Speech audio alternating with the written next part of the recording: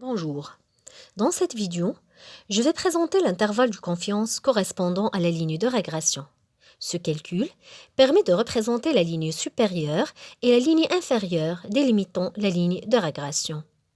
La formule de calcul de l'intervalle de confiance de la ligne de régression est donnée par yi estimé plus ou moins la statistique de t lue à partir de la table de Student fois l'écart estimé de la droite de régression par rapport à xi, ce qui est équivalent à bêta 0 estimé plus bêta 1 estimé fois xi plus ou moins t fois l'écart estimé de y par rapport à xi.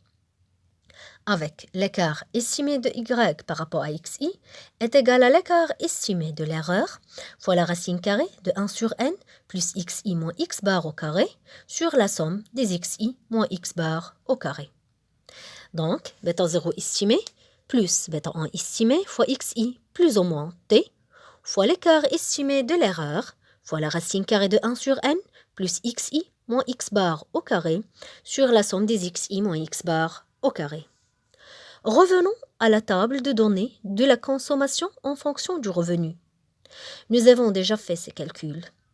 Dans cette vidéo, on s'intéresse au calcul de l'intervalle de confiance de la ligne de régression.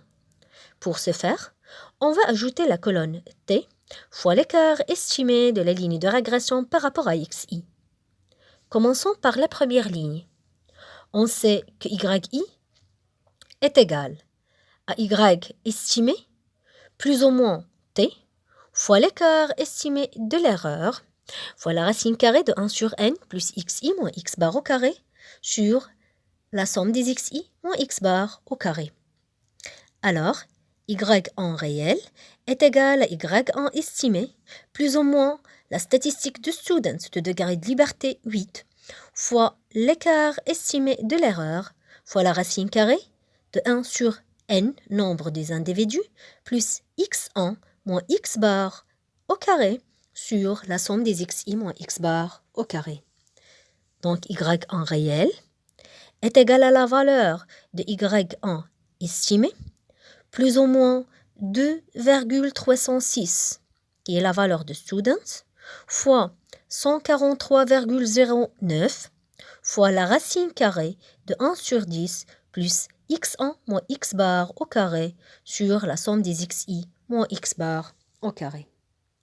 D'où y en réel est égal à 7423,95 plus ou moins 171,43.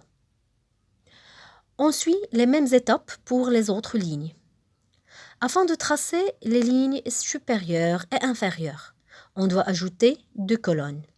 Une pour la ligne inférieure, dans laquelle on calcule yi estimé moins t fois l'écart estimé de y par rapport à xi, et pour la ligne supérieure, on calcule y estimé plus t fois l'écart estimé de y par rapport à xi pour chaque ligne.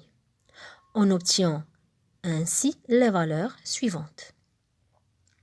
À cet effet, la ligne de régression et ses intervalles de confiance se représentent de cette façon. Sur ce, c'est la fin de cette vidéo. Merci de l'avoir suivi jusqu'au bout. À très bientôt pour une nouvelle